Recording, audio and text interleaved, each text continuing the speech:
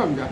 ऐसे ही साहित्यकार अगर देखा जाए तो हिंदी साहित्य में प्रेमचंद, प्रेमचंद द्वारा हिंदी साहित्य का विदेशों में महत्व अगर किसी ने दिखाया तो वह जो कि प्रेमचंद। शायद अगर प्रेमचंद की हिंदी साहित्य नहीं लिखी गई होती तो हमारे भारतवर्ष का हिंदी साहित्य अधूरा रह गया। इसको पूरा करने का कार्य प्रेमचंद जी ने किया।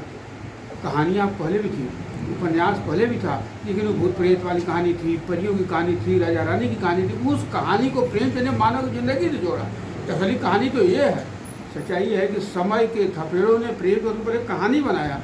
इसके बाद वो कहानीकार हो गए। जाके पाँव न फटे विवाही ऊपर जाने पीठ पर आई। तो समय के थपेड़ों ने प्रेमचंद को कहानी बनाया। इसके बाद वो कहानीकार। समय की वह मार पड़ी, समय की वह मार पड़ी। कहते हैं कि हटाकर खाक को दाना उठाना सीख लेते हैं, हटाकर खाक को दाना उठाना सीख लेते हैं, और परिंदे भी कुछ पल में ही फड़फड़ाना सीख लेते हैं। और गरीबी ला के दे देती है बिन मांगे हुनर ऐसी कि नाजुक पाँव भी रिक्शा चलाना सीख लेते। तो समय के थपेड़ों ने प्रेम में पहले कहानी बनाया, इसके बाद वो कहानी कार हो गई। आज हम लोगों का सौभाग्य है कि जहाँ की आज हमारे भारत के कोने कोने से नहीं बल्कि पूरे संसार से लोग आते हैं कि वो कौन सा ऐसा शख्स था जिन्होंने कि मानव की पीड़ा को समझा, कहानी से कहानी को बदलने का एक सफल प्रयास किया। तो वह थे हमारे जो है प्रेमचंद। लोग पूछते हैं कि आप प्रेमचंद से कैसे जुड़ गए। सच्चाई है कि हमारा घर देवा विद्यालय के पीछे जो है रोड टू उसका कोई जहाँ गाँव ब्राह्मणों की बस्ती है, वहाँ के रहने वाले हैं। हमारी प्राइमरी शिक्षा लम्ही से ही शुरू हुई। पहले हम खिलवाड़ के रूप में देखते थे कि यहाँ बाहर से अंग्रेज क्यों आ रहे हैं, इस मूर्तियाँ के आगे पीछे ही घूम के चटपट फोटो खींच रहे हैं। अब हम अपना फोटोया खिंचावल हमारे को फोटोया विदेश में चल जाएगी। तो उसमें एक बचपन था। फिर प्रेमचंद की कहानी से मुलाकात हुई, जिसमें कि गुल्ली डंडा, ईदगाह, पंच परमेश्वर, दो बलों की कथा, बूढ़ी काकी, मंत्र, कपन सभा से गेहूँ, सदगति, ठाकुर का कुआं, कुत्ते की कहानी, जंगल की कहानी, तमाम कहानियाँ थी। मास्टर साहब इम्पॉर्टेंट लगवाते थे कि याद करिएगा, ये जरूर आएगा।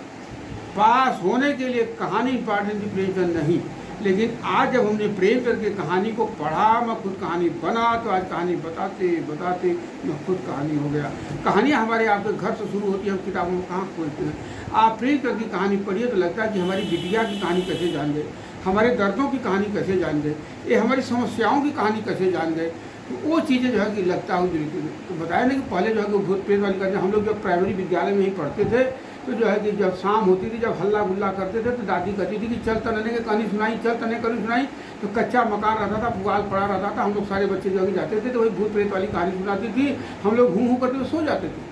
उसी कहानी को प्रेमचंद ने मानव की जिंदगी में जोड़ा कि अगर सोना चाहते हैं तो उठ करके बैठ जाते कि देखिए इसके बाद क्या हुआ, दादी इसके बाद क्या हुआ। तो जो है बेताबी पैदा कर देती है। और जो है कि हमारे यहाँ नहीं, पूरे संसार में ऐसा बेताबी पैदा की कि आज जो है कि लम्ही में जो है कि लोग आते हैं कि वह कौन सा ऐसा गाँव था जिन्हें कि मानव की पीड़ा को समझा गया, लिखा गया। प्रेमचंद आज जो है कि एक अभियान चलाया जाता है कि बेटी बचाओ बेटी पढ़ाओ, इस पर जो है नारी सशक्तिकरण करो जल्दी।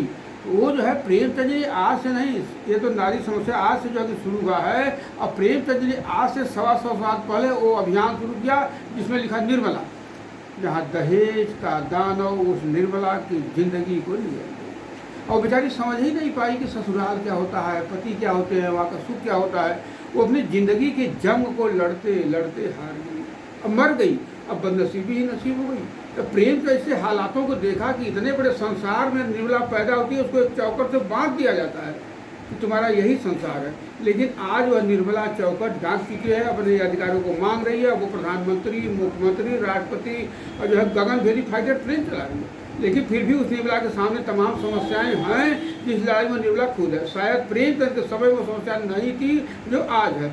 आज अगर पता लग जाए कि प्रेमचंद की निर्मला तो कोख में आ गई है, तो डॉक्टर से अल्ट्रासाउंड का उसकी आवाज़ ही खामोश कर देते हैं, कोख ही कब्र हो जाती है। जबकि एक माँ बनना चाहती है, एक माँ कहना चाहती है, एक संसार बसाना चाहती है, एक संसार देखना चाहती है। लेकिन हाय रे समय की मार कि न वह माँ बन पाई, न वह माँ कह पाई, न वह जो माँ बन पाई, न कह पाई, और संसार देख पाई, न संसार बना पाई। गुनाह करता है कोई और, लेकिन गुनाहगार होता है कोई और।